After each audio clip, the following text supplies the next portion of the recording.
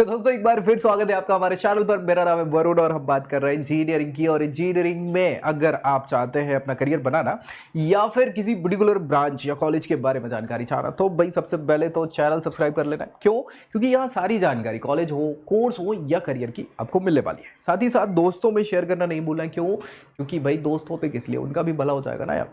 और आज का जो विषय है या जो हम डिस्कस करने वाले हैं इस वीडियो में, वो हम बात करने वाले हैं SIST सिस्ट की।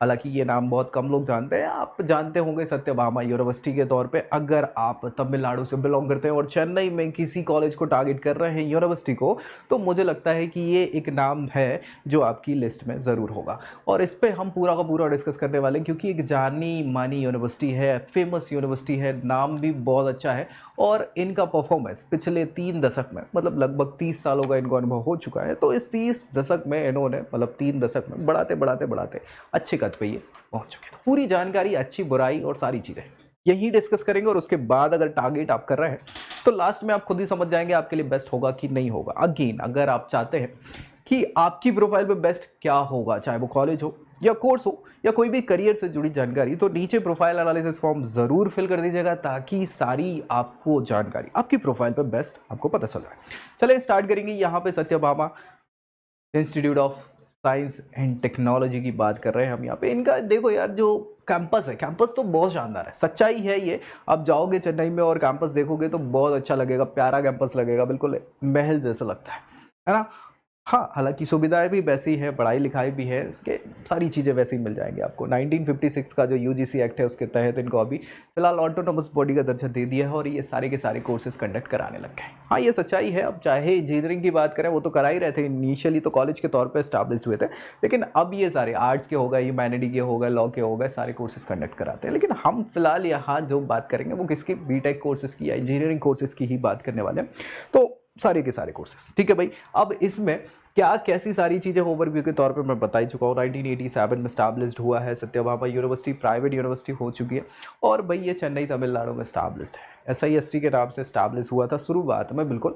और यहाँ पे अलग अलग ब्रांचेस के तौर पे कौन कौन सी स्पेशलाइजेशन आपको मिल जाएंगी इंजीनियरिंग के लिए, वो तो हम डिस्कस करेंगे। उससे पहले क्या है, अगर आप यहाँ एडमिशन ले लेते हैं तो कैसे पढ़ाई होगी और कैसे क्या, भाई हर जगह वैसे ही पढ़ाई होती है। और मैं कई वीडियोस में शायद बता चुका हूँ आपको कि इंजीनियरिंग का जो पाठ्यक्रम है या फिर जो कोर्स है वो 4 सालों का होता है।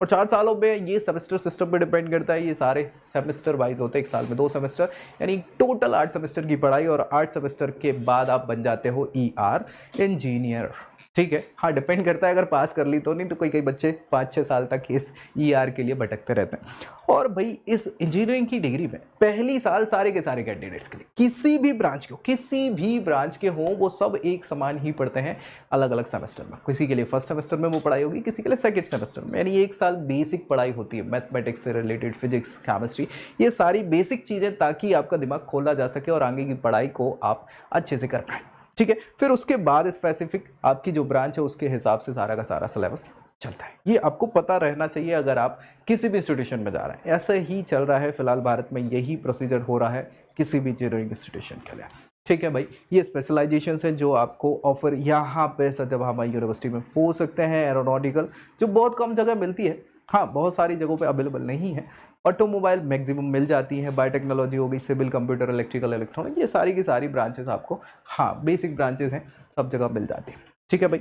इसके अलावा इन्होंने कुछ नई ब्रांचेस इंक्लूड करी हैं, मैकेट्रॉनिक्स हो गई। इसके अलावा कंप्यूटर साइंस की जो अलग अलग ब्रांचेस चल रही हैं, AI मशीन लर्निंग हो गई, डेटा साइंस हो गई, है ना, इंटरनेट ऑफ थिंग हो गई, ब्लॉकचेन टेक्नोलॉजी हो गई, तो ये सारी की भी अलग अलग ब्रांचेस इन्होंने स्टार्ट कर दी हैं। और बाकी तो सारी पुरानी ब्रांचेस आपको मिल ही जाएंगी। तो इन ऑप्शंस पे आपको यहाँ अवेल कर सकते हैं एडमिशन। और भाई ये यूनिवर्सिटी का कैंपस आप देखेंगे तो बहुत अच्छा लगता है कैंपस। यहाँ पर केवल देखने में अच्छा लगता है, बाकी पढ़ाई करने जाओ तो हर बच्चा यही कहता है कि अरे यार कहाँ आ गए। हाँ, किसी भी यूनिवर्सिटी की बात कर लो, ठीक है। कौन कौन से एग्जाम्स ये एक्सेप्ट करते हैं, किसके बेसिस पे आपको एडमिशन दे सकते हैं। तो एग्जाम्स के लिए आपको पता ही होगा, सारी की सारी चीज़ें हैं। चूंकि प्राइवेट इंस्टीट्यूट है, यूनिवर्सिटी है, तो सत्यभामा इंजीनियरिंग एंट्रेंस एग्जामिनेशन, इसके बेसिस पे आपको क्या है, यहाँ एडमिशन मिलता है। लेकिन ये एकमात्र ऑप्शन नहीं है, ऑप्शन और भी है। TNEA के बेसिस पे, तमिलनाडु इंजीनियरिंग एडमिशन्स के बेसिस पे भी, और JEE मेंस की कट ऑफ के बेसिस पे भी आपको यहाँ पे मिल सकता है एडमिशन। लेकिन इसके लिए आपको मिनिमम 12th पास होना ज़रूरी है। हाँ भाई 50% मार्क्स है, कैटेगरी में है तो कुछ आपको रिलैक्सेशन ज़रूर मिल जाता है, और ये आपकी बेसिक क्वालिफिकेशन होती है। उसके बाद फिर आपको एडमिशन के लिए ये दूसरी प्रक्रिया करनी पड़ जाती है। तो इन सब के बाद आपको मिल गया एडमिशन। भाई हमने देख लिया कौन कौन सी स्पेशलाइजेशंस मिल जाएंगी, यहाँ पे क्या अवेलेबिलिटी है और कैसे एडमिशन होगा। ये सारी चीज़ों के बाद आती है किस चीज़ की बात, जो इम्पोर्टेंट है और हर एक व्यक्ति के परेशान कर देती है। क्या परेशानी है यहाँ पे, क्या परेशानी, वो परेशानी है आपका फीस स्ट्रक्चर। फीस स्ट्रक्चर इसलिए इंपॉर्टेंट होता है, क्यों इंपॉर्टेंट होता है, क्योंकि कहीं भी किसी भी फैमिली के लिए, बहुत सारी ऐसी फैमिली इंडिया की जो कि मिडिल क्लास हैं या फिर लोअर मिडिल क्लास से बिलोंग करती है, और साल भर में ऑल टोटल इनकम ही इनकी इतनी होती है जितनी बहुत सारे इंस्टीट्यूशन की फीस होती है। कहीं कहीं की तो इनसे बहुत ज़्यादा हो जाती है फीस, तो हर कोई अवेल नहीं कर सकता। और हम अगर ऐसी फैमिली से बिलोंग करते हैं तो कई बार दिमाग में आ जाता है कि ये अच्छे रिकॉर्ड्स होने के बाद भी क्या मैं यहाँ पे ले सकता हूँ एडमिशन, या और कोई ऐसी यूनिवर्सिटी हो सकती है जो मेरी हिसाब से या मेरी प्रोफाइल के बेसिस पे बेस्ट हो जाए मेरे लिए। तो भाई बहुत सारे ऐसे ऑप्शंस हैं, बस आपको पता नहीं है। और उन सारे ऑप्शंस को जानने के लिए आपको नीचे प्रोफाइल एनालिसिस फॉर्म जरूर फिल कर देना है, ताकि आपकी प्रोफाइल पे बेस्ट क्या है ये आप जान सकें। ठीक है, अभी फिलहाल की बात करें तो भाई यहाँ पे आप देखेंगे डिपेंड करता है किस ब्रांच को आप चूज कर रहे हैं, किस स्पेशलाइजेशन को चूज कर रहे हैं। इसके हिसाब से लगभग 2 लाख के अराउंड में आपकी 1 साल की फीस स्ट्रक्चर होता है, और बस 4 साल खर्चा, तो 2 चौको 8, ये केवल ट्यूशन फी है। इसके बाद रहना खाना भी तो है। हाँ जी भैया, तो यहाँ पे रहने खाने की उत्तम व्यवस्था है। अगर आप एसी रूम में रहना खाना प्रेफर करते हैं तो लगभग 1,75,000 रुपये, और बिना एसी के कमरे में रहना खाना प्रेफर करते हैं तो 80,000 रुपये। लेकिन मैं आपको बता दूं कि तमिलनाडु साउथ में पड़ता है, साउथ इंडिया में गर्मी भंवर होती है, और इस भंवर गर्मी को रोकने के लिए एसी काम आता है, तो मैक्सिमम बच्चे एसी प्रेफर करते हैं, और इसीलिए 1,75,000 रुपये की ये फीस हम हॉस्टल फीस की ऑन एन एवरेज लेते हैं। इसके बेसिस पे आप देख लोगे भैया, हाँ कितनी हो जाएगी, 3.5 7 वो 7 और 8 वो 15 लाख रुपए। 15 लाख रुपए आपके लगेंगे इस यूनिवर्सिटी से इंजीनियरिंग करने में। ये रहना खाना पढ़ने की फीस है।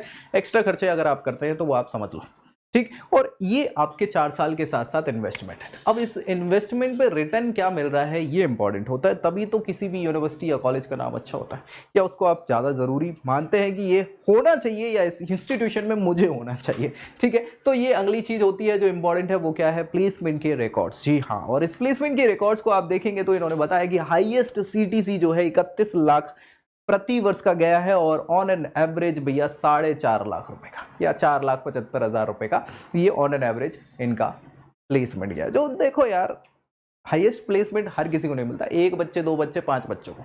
अगर आप इतने अच्छे बच्चे हैं तो फिर आप इधर प्राइवेट इंस्टीट्यूशन में नहीं होंगे। क्यों नहीं होंगे, क्योंकि हाँ भाई पूत के पांव पालने में दिख जाते हैं। IIT NIT आपको मिल जाएगा, प्राइवेट यूनिवर्सिटी की जरूरत नहीं पड़ेगी। ठीक है, तो ऑब्वियस सी बात है। लेकिन हाँ चलो ठीक है, ऑन एन एवरेज की बात करें तो ये मैक्सिमम बच्चे यही अवेल कर पाते हैं। 5 लाख रुपए आपके लगेंगे, और यहाँ पे 15 से 20 लाख रुपए आपका खर्चा आ रहा है, तो 3-4 साल तो केवल आप खर्चा निकालने में जो लगाया है वो निकालने में लगाओगे, और उसके बाद पता नहीं। तो मुझे नहीं लगता कि ऑन एन एवरेज के हिसाब से ये इंस्टीट्यूशन बहुत अच्छा है। रिकॉर्ड्स की बात कर रहा हूँ मैं, देखो सच्चाई यही है। और बाकी चीज़ें तो आप समझ ही गए होंगे। 2000 से ज़्यादा ऑफर मिले हैं बच्चों को, 474 से ज़्यादा कंपनीज आई हैं बच्चों को प्लेस करने के लिए, लेकिन रिकॉर्ड बस वही है। ठीक है, क्या कर सकते हैं। ये नाम है उन कंपनीज के जो आई थी और अच्छे पैकेज पे बच्चों को लेके गई हैं। अमेजन ने ले लिया होगा 31 लाख पे, बाकी सब ये नाम तो अच्छे हैं लेकिन कम करते करते पैकेजेस प्रोवाइड करा रही हैं। तो ये सारी चीज़ें आप देख लो भैया। ये रिकॉर्ड्स इन्होंने टेबल में बता दिए हैं 2017, 18, 18, 19, 19, 20, 20, 21, 21, 22 के, कि ये बच्चे थे टोटल एलिजिबल, और इसमें से इतने बच्चे प्लेस्ड हुए, और ये परसेंटेज इन्होंने बताया। तो लास्ट ईयर के 92% बच्चे जो हैं वो प्लेस्ड हो गए हैं, लेकिन 8% बच्चे, अगर भगवान ना करे 8% बच्चों में हम पहुंच गए तो फिर बेइज्जती वाली बात है। 15-20 लाख रुपए हाँ खर्च करने के बाद कुछ नहीं मिला, लेकिन वो कम ही होता है। अगर हम 92% बच्चे में भी पहुंचे हैं तो यहाँ ऑन एन एवरेज बच्चे हैं 4.5-5 लाख का हमको क्या है ये मिलेगा पैकेज। तो अब आप समझ रहे होंगे कैसी क्या चीज़ें हो सकती हैं। ये ग्राफ के माध्यम से भी इनने चीज़ें समझाने का प्रयास किया है। हाँ, फीस को कम करने का एक ऑप्शन जरूर हो सकता है, वो है स्कॉलरशिप। स्कॉलरशिप के लिए NSP नेशनल स्कॉलरशिप पोर्टल पर जाके आप सारी जानकारी ले सकते हैं। अगर आप अपील कर रहे हैं, आपके पास एलिजिबिलिटी है, तो आपको बहुत सारी स्कॉलरशिप मिल सकती है। अगेन, अगर आप एडमिशन लेने किसी यूनिवर्सिटी या इंस्टीट्यूट में जा रहे हैं तो पहले मैनेजमेंट से जरूर डिस्कस कर लें स्कॉलरशिप के बारे में, कि आप किन किन स्कॉलरशिप को अवेल कर सकते हैं, किस किस की एलिजिबिलिटी रखते हैं, और उस बेसिस पे आपकी फ़ीस वेव ऑफ करने के ऑप्शंस मिल जाएंगे। अगर नहीं है ऑप्शंस और बहुत सारी फीस लग रही है तो दूसरे ऑप्शंस भी हैं अवेलेबल, बस आपको पता नहीं है। और पता करने के लिए क्या करना है, फॉर्म फिल कर दीजिए, आपके लिए बेस्ट होगा, ये पक्की बात है। चलिए, ये स्कॉलरशिप की व्यवस्था है। स्कॉलरशिप आपको बता दें मेरिट बेस्ड होती हैं, नीड बेस्ड होती हैं, कैटेगरी बेस्ड होती हैं, स्पोर्ट्स फैसिलिटी के बेसिस पे होती हैं। तो अलग अलग प्रकार की फैसिलिटीज़ हो सकती हैं स्कॉलरशिप की, जो आपको पता होना ज़रूरी है। ठीक है भाई, अब बात आती है एक्रेडिशंस की, अवार्ड्स की, जो इस इंस्टीट्यूशन को मिले हैं। तो बहुत सारी रैंकिंग और अवार्ड्स इनने बताए हैं। NIRF की रैंकिंग 43 इनकी आई है, किस में? इंस्टीट्यूशनल रैंकिंग फ्रेमवर्क में, यूनिवर्सिटीज ऑफ इंडिया। ठीक है, UGC affiliation, NBA affiliation, Outlook private है, एजुकेशनल वर्ल्ड प्राइवेट है, इंजीनियरिंग की फलाना ढिमाका प्राइवेट है, career 360, India Today, the Week, ये सब प्राइवेट इंस्टीट्यूशन की इन्होंने सारी रैंकिंग बताई। मुझे NIRF अच्छी लगी, इसके अलावा सब प्राइवेट हैं जो कि ली जा सकती, सब नहीं मतलब NIRF UGC छोड़ के, है ना। हाँ भाई, तो ये सब आपसी मेल मिलाप से बहुत सारी रैंकिंग मिल जाती हैं जो कि भरोसेमंद नहीं मानी जाती। फैसिलिटीज इंपॉर्टेंट हो जाती हैं। क्या ये फैसिलिटीज प्रोवाइड कर रहे हैं बच्चों को? तो भाई आर्ट एंड कल्चर की बात करें, auditorium, conference hall, hostel facility, sports, transportation, student zone. यार ये क्या है? ये फैसिलिटी के नाम पे धब्बा है, क्योंकि ये बेसिक फैसिलिटीज हैं और इनका पैसा लिया जा रहा है। भाई तुमको दिन भर ऑडिटोरियम में बैठना है क्या? दिन भर तुम्हें कॉन्फ्रेंस हॉल में सेमिनार करना है, अटेंड नहीं करना है? ये दिखावे की चीजें हैं और इनके पैसे लिए जा रहे हैं, क्या ही मतलब है? ठीक है भाई, ऑल ओवर ये सारी चीज़ें आपको गवर्नमेंट इंस्टीट्यूशन में फ्री मिल जाती हैं, प्राइवेट इंस्टीट्यूशन में पैसे लगते हैं। फैसिलिटी ये बेसिक होती हैं, हर जगह अवेलेबल होती हैं। अगर नहीं अवेलेबल है तो जाने नहीं, क्योंकि ओवरऑल डेवलपमेंट के लिए बहुत सारी चीज़ें ज़रूरी होती हैं, पढ़ाई के अलावा भी।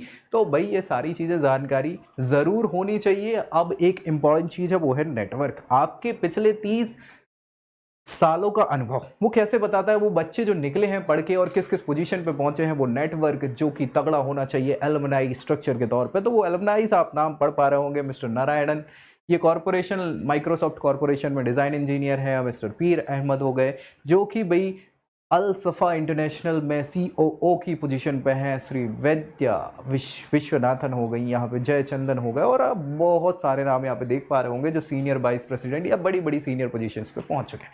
और ये अच्छी बात है कि 30 सालों में अगर आपने नेटवर्क अच्छा कर लिया तो यही इंस्टीट्यूशंस ही तो आते हैं आपके यहाँ एज अ प्लेसमेंट के लिए रिक्रूटर बन के, और आपके नेटवर्क अच्छे हैं तो बहुत अच्छे प्लेसमेंट्स हो सकते हैं, बड़े बड़े प्लेसमेंट। तो ये सारी चीज़ें इंपॉर्टेंट होती हैं और ये आपको पता होनी चाहिए किसी भी इंस्टीट्यूशन को टारगेट करने से पहले। और ये सारी चीज़ें मैं आपको बता चुका हूँ। अब आखिर में आप समझ गए होंगे कि क्या ये इंस्टीट्यूशन आपके लिए अच्छा हो सकता है या नहीं हो सकता है आपकी प्रोफाइल के आधार पर। और अगर आप जानना चाहते हैं कि बेस्ट क्या होगा आपके लिए आपकी प्रोफाइल पे, तो नीचे प्रोफाइल एनालिसिस फॉर्म जरूर फिल कर दीजिएगा और आपके लिए बेस्ट हम बताएंगे। बाकी यार कॉलेज हूँ, कोर्सेज हूँ, इन सब की जानकारी हम प्रोवाइड करते हैं। तो मिलेंगे अगली वीडियो में अगली जानकारी के साथ, तब तक के लिए जय Hind. I hope you like this video. For more such videos, keep watching our channel and do not forget to like, share and subscribe.